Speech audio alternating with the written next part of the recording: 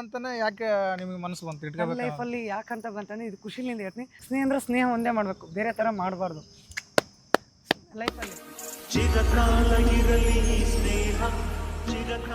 500,000ಕ್ಕೆಲ್ಲ ಕರೀತಾರಲ್ಲ ಅಂತ ಫೀಲ್ ಬರೋದು. ಒಂದಿನ ನನಗೆ ಒಬ್ರು ಮಂಗಳಂಕಿ ನನಗೆ ಸಿಕ್ಲು. ಅವ್ರ ಹೆಸರು ಮೇಡಮ್? ಅವಳ ಹೆಸರು ಅಂಜಲಿ ಅಂತ. ಅಂಜಲಿ ಅವಳು ಸಿಕ್ಲು ನನಗೆ. ಅಂದ್ರೆ ಇಲ್ಲೇ ಕೂಡ್ಲಿಗಾರ? ಇಲ್ಲ, ಅವಳದು ಉಜ್ಜಿನಿ ಸಹ ಇಲ್ಲಿಗೆ ಬರೋಳು. ತಂದೆ ಬಗ್ಗೆ ಏನಾದರೂ ಹೇಳೋದಿದ್ರೆ ಮೇಡಮ್ ಏನು ನಮ್ಮ ಹೇಳ್ತೀರಿ? ಅಪ್ಪಾಜಿ ಬಗ್ಗೆ ಹೇಳ್ಬೇಕು. ಊರಲ್ಲಿ ಏನಿಲ್ಲ ಅಂದರೆ ನಮ್ಮ ಅಪ್ಪಾಜಿ ಒಂದು ಗತ್ತಿತ್ತು.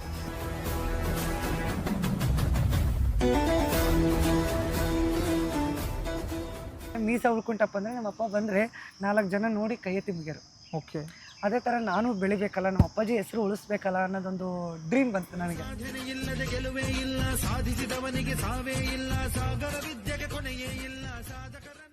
ಈ ಕನ್ನಡ ಮಣ್ಣನ್ನು ಮರಿಬೇಡ ಓ ಅಭಿಮಾನಿ, ಓ ಅಭಿಮಾನಿ. ಇಲ್ಲ, ನನ್ನ ಕೈಲಿ ನಾನು ಇದೇ ಉಟ್ಕೊಬೇಕು ಅಂತಂದೆ. ಮತ್ತೆ ಆ ಟೈಮಲ್ಲಿ ನನಗೆ ಹೇಳಿದರು, ನಮ್ಮ ಮನೇಲಿ ನಮ್ಮ ಅತ್ತಿಗೆ ಸ್ಟಾರ್ಟ್ ಆಯ್ತು. ಅವಾಗ ನನಗೆ ಬಿಚ್ಚಿದ ತಕ್ಷಣ ನಮ್ಮ ಅತ್ತಿಗೆ ಸ್ಟಾರ್ಟ್ ಆಗಿಬಿಡ್ತು. ಈ ಥರ ಅಂದ್ರೆ ನಿಮಗೆ ಸೀರೆ ಬಿಚ್ಚಿದಕ್ಕೋಸ್ಕರ ಅವರಿಗೆ ಸ್ಟಾರ್ಟ್ ಆಗಿಬಿಡ್ತು. ನಮ್ಮ ಅತ್ತಿಗೆರಿಗೆ ಎಲ್ಲರಿಗೂ ಇದು. ನಮ್ಮ ಅತ್ತಿಗೆ ಮತ್ತೆ ಜಡೆ ಬಂತು, ಆಯಮ್ಮಗೆ ಹುಲಿಗಮ್ಮ ಬಂತು. ಬಾ. ಹುಲಿಗಮ್ಮ ಬಂತು ನಮ್ಮ ಅತ್ತಿಗೆಗೆ.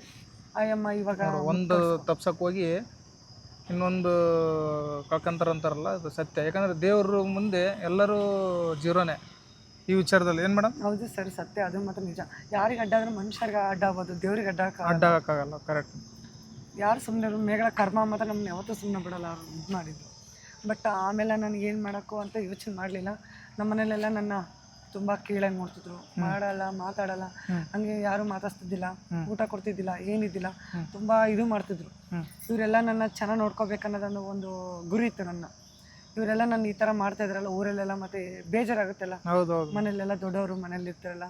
ನಮ್ಮ ಅಮ್ಮ ಆಗಲಿ ಹೇಳ್ತಿತ್ತು, ಅಮ್ಮ ನನಗೆ ಈ ಥರ ಆಗ್ತಿದ್ದಮ್ಮ, ನನಗೆ ಇರೋಕ್ಕಾಗಲ್ಲ, ನಾನು ಹೋಗ್ತೀನಿ ಅಂತಾನೆ. ಇಲ್ಲ, ನೀನು ಮನೇಲಿ ಇರಬೇಡ, ಹೋಗು ಅಂತ ದೇವ್ರ ಪೂಜೆ ಮಾಡ್ಕೊಂಡು ಮನೇಲಿದ್ದೆ. ಒಂದಿನ ನನಗೆ ಒಬ್ರು ಮಂಗಳಂಕಿ ನನಗೆ ಸಿಕ್ಲು. ಅವ್ರ ಹೆಸರು ಮೇಡಮ್? ಅವಳ ಹೆಸರು ಅಂಜಲಿ ಅಂತ. ಅಂಜಲಿ ಅವಳು ಸಿಕ್ಲು ನನಗೆ. ಅಂದ್ರೆ ಇಲ್ಲೇ ಕೂಡ್ಲಿಗಾರ? ಇಲ್ಲ, ಅವಳದು ಉಜ್ಜಿನಿ ಸಹ ಇಲ್ಲಿಗೆ ಬರೋಳು. ನಾನು ಕಲೆಕ್ಷನ್ ಬಂದೆ.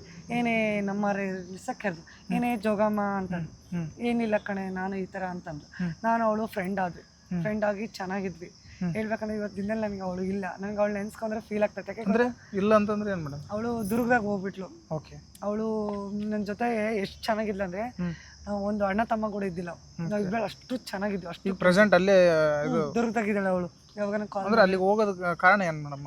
ಅವಳು ಹೋಗೋ ಕಾರಣ ಅಂದರೆ, ನಮ್ಮದ್ರಲ್ಲಿ ಹೋದ್ವಿ ನಾವು, ಅವಳು ಚೆನ್ನಾಗಿದ್ವಿ. ಒಂದು 3 ತಿಂಗಳು 4 ತಿಂಗಳು ನಾವು ಇಬ್ಬಳು ಕಲೆಕ್ಷನ್ ಮಾಡಿದ್ವಿ. ಚೆನ್ನಾಗಿ ಇಬ್ಬಳು ಕಾಲ್ ಮಾಡಿ ಮಾತಾಡಿ ಬರ್ತಿದ್ವಿ. ಡೈಲಿ ನಾನು ಅವಳು ಚೆನ್ನಾಗಿದ್ವಿ. ಒಂದಿನ ಏನಾಯ್ತಪ್ಪ ಅಂದರೆ, ನಮ್ಮ ದೊಡ್ಡವ್ರ ಮನೆಗೆ ಕರ್ಕೊಂಡು ಹೋದ್ಲು. ದೊಡ್ಡವರು ಅಂದರೆ ನಮ್ಮ ಅಜ್ಜಿ ಮಾತನಾಡ್ಕೊಂತಿದ್ದಾರೆ. ಅವ್ರ ಮನೆಗೆ ಕರ್ಕೊಂಡು ಹೋದ್ರು. ಅವ್ರ ಮನೆಗೆ ಕರ್ಕೊಂಡು ಹೋದಾಗ ನನಗೆ ಏನಾಯ್ತು ಅಂದರೆ, ಇವರು ನಮ್ಮ ದೊಡ್ಡವರು ಅಂತ. ಅವಳು ನನಗೆ ಹೇಳಿದ್ಲು, ಪಾಂಪರ್ತಿಯಮ್ಮ ಅಂತ ನಮ್ಮ ದೊಡ್ಡವ್ರಿಗೆ ಹೇಳ್ತೀವಿ. ಅಂದ್ರೆ ಏನು ಮೇಡಮ್? ಪಾಂಪರ್ತಿ ಅಂದರೆ ದೊಡ್ಡವರಿಗೆ ನಮಸ್ಕಾರ. ಓಕೆ. ಪಾಂಪರ್ತಿ ಅಂತ. ಜಿ ಥರ ಬೇಟ ಅಂತಾರೆ.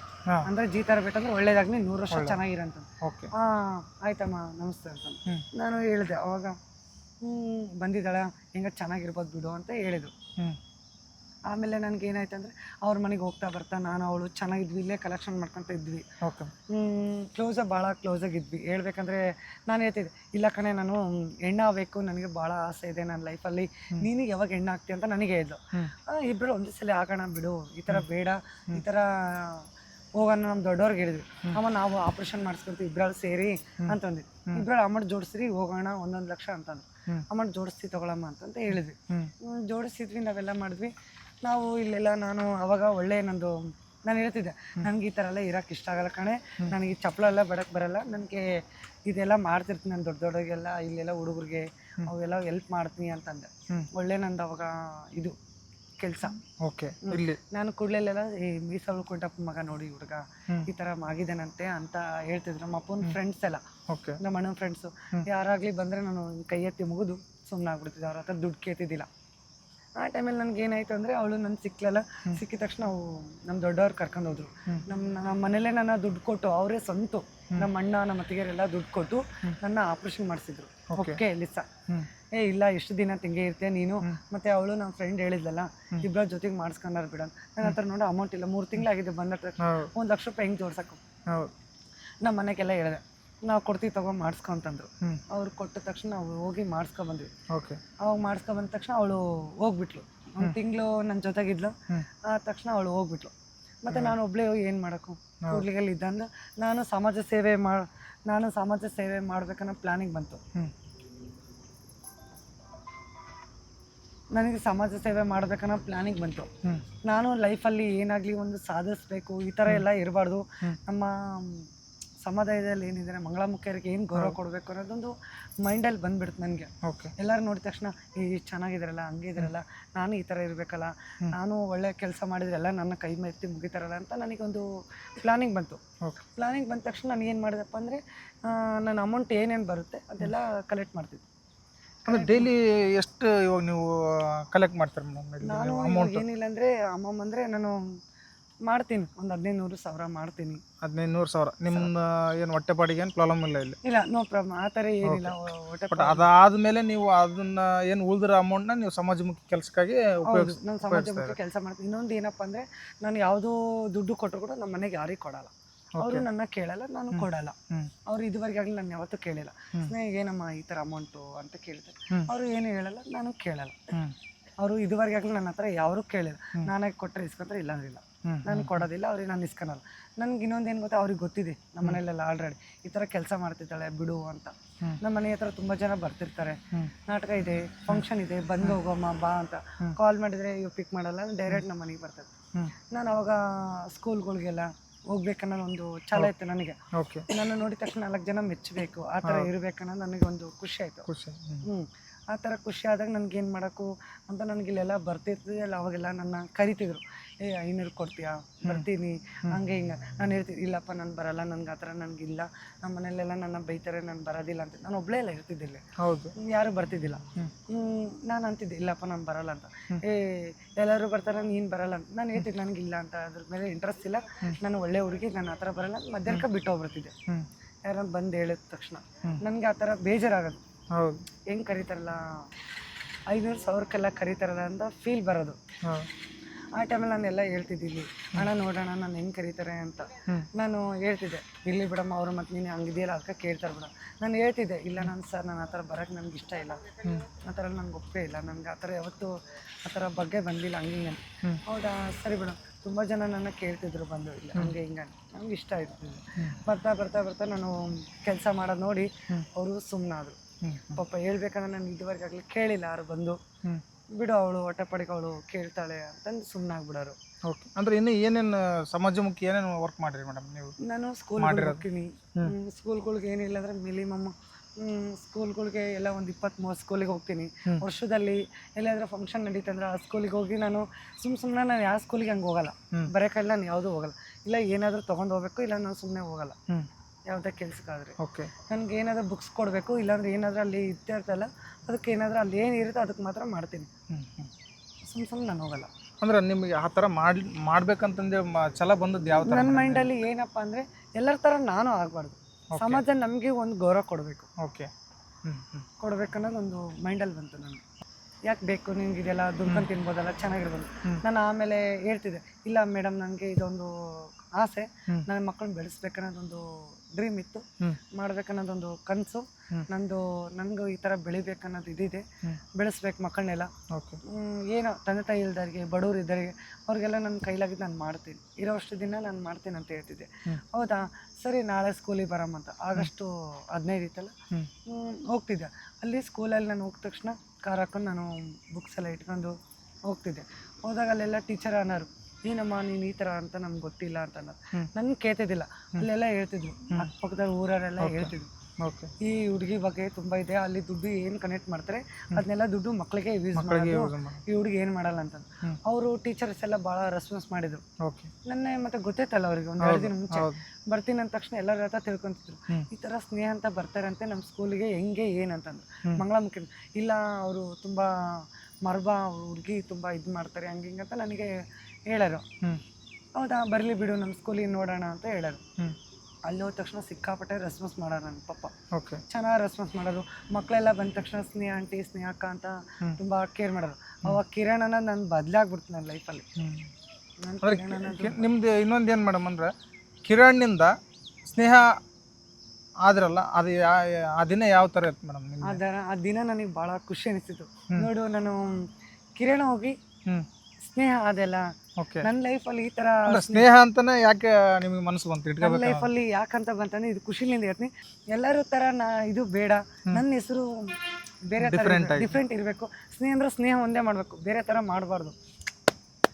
ಲೈಫಲ್ಲಿ ಸ್ನೇಹ ಅಂದರೆ ಸ್ನೇಹನೇ ಮಾಡಬೇಕು, ಬಟ್ ಎಲ್ಲ ಥರ ನಾವು ಇದಾಗಬಾರ್ದು. ಸ್ನೇಹ ಅಂದರೆ ಒಂದು ಗತ್ತಿರ್ಬೇಕು. ಅವಳು ನೋಡು, ಸ್ನೇಹ ಅಂದರೆ ಅವಳು ಎಲ್ಲರ ಹತ್ರ ಸ್ನೇಹ ಮಾಡ್ತಾಳೆ. ಒಂದು ಬಂತು ಅವ್ರಿಗೆ ಕೂಡ, ಸ್ನೇಹ ಅಂದ್ರೆ ಹುಡುಗಿ ಹೆಸರು ಭಾಳ ಇದಿದೆ, ಆ ಹುಡುಗಿಕಿನ್ನ ಆ ಹೆಸರೇ ಚೆನ್ನಾಗೈತಿ ಅಂತ ಒಂದು ಇದು ಮಾಡಿಬಿಟ್ರು. ಅವಾಗ ಎಲ್ಲೇ ಹೋದ್ರು ಸ್ಕೂಲಲ್ಲೇ ಆಗಲಿ, ಸ್ನೇಹ ಆಂಟಿ ಬಂದ್ರು ಅನ್ನೋ ಒಂದು ಇದಾಗ್ಬಿಡ್ತು ಆ ಸ್ಕೂಲಲ್ಲೆಲ್ಲ. ಅಂದರೆ ನೀವೇ ಚೂಸ್ ಮಾಡ್ಕೊಂಡ್ರೆ? ನನ್ನ ಮನೇಲಿ ನಾನು ಅವಾಗ ನಮ್ಮಮ್ಮ, ನಮ್ಮ ಅಣ್ಣರು, ನಮ್ಮ ಅತ್ತಿಗೆರೆಲ್ಲ ಮನೇಲೆಲ್ಲ ಇದು ಮಾಡ್ತಿದ್ರಲ್ಲ, ಆ ಟೈಮಲ್ಲಿ ನಾನು ಯೋಚನೆ ಮಾಡ್ತಿದ್ದೆ, ನನಗೆ ಈ ಥರ ಬೇಡ, ಈ ಥರ ಹೆಸರು ಇಡೋನು. ನನಗೆ ಫಸ್ಟೇ ಸ್ಟಾರ್ಟಿಂಗ್ ಬಂದು ಒಂದು ಸಪ್ನ ಬೇಡ, ಲೈಫಲ್ಲಿ ಪ್ರಪಂಚ ಆಗ್ಬಿಡ್ತಾರೆ, ಅದು ಬೇಡ ನನ್ನ ಅದು ಇದು ಬಂತು. ಅಂದರೆ ಏನು ಮೇಡಮ್? ಸ್ನೇಹ ಅಂದರೆ ಅಲ್ಲ, ಸಪ್ನ ಅದು ಸ್ವಪ್ನ ಅಂದ್ರೆ ಕನಸು ಕಾಣೋದು. ಕನಸು ಕಾಣೋದು, ಬರೀ ಕನಸು ಆಗ್ಬಿಡುತ್ತೆ ಲೈಫಲ್ಲಿ. ಸ್ನೇಹ ಅಂದರೆ ಲೈಫಲ್ಲಿ ಎಲ್ಲರೂ ಒಂದು ಸ್ನೇಹ ಬೆಳೆಸ್ಲಿ, ಒಂದು ಫ್ರೆಂಡ್ಶಿಪ್ ಆಗಲಿ, ಯಾವುದಾಗಲಿ ಎಲ್ಲದಕ್ಕೂ ಒಂದು ಹೆಸರು ಸ್ನೇಹನೇ ಬರೋದು. ಆ ಥರ ಮೈಂಡ್ ಬಂತು. ಹೌದಾ, ಈ ಥರ ನನ್ನ ಲೈಫಲ್ಲಿ ಈ ಥರ ಆಗಬೇಕಲ್ಲ ಅನ್ನೋದೊಂದು ಮೈಂಡ್ ಬಂತು. ಮತ್ತು ಇನ್ನೊಂದು ಹೆಸರು ಚಾಯ್ಸ್ ಮಾಡಿದೆ, ಅರ್ಧನಾರಿ ಅಂತ. ಅರ್ಧನಾರಿ ಅಂತ ಒಂದು ಮೈಂಡಲ್ಲಿ ಬಂತು.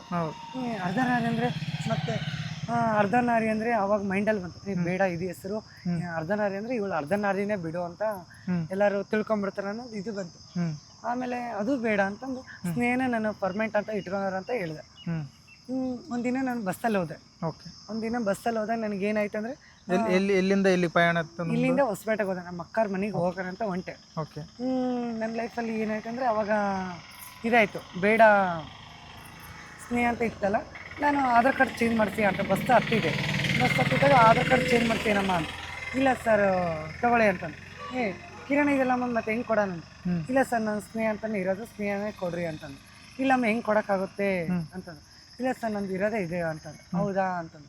ಸರಿ ಬಿಡು ಅಂತಂದು ಮತ್ತೆ ದುಡ್ಡು ಕೊಟ್ಟು ತಗೊಂಡು, ನಾನು ಎಲ್ಲೇ ಹೋದ್ರು ಆಧಾರ್ ಕಾರ್ಡ್ ತೋರಿಸೋದಿಲ್ಲ.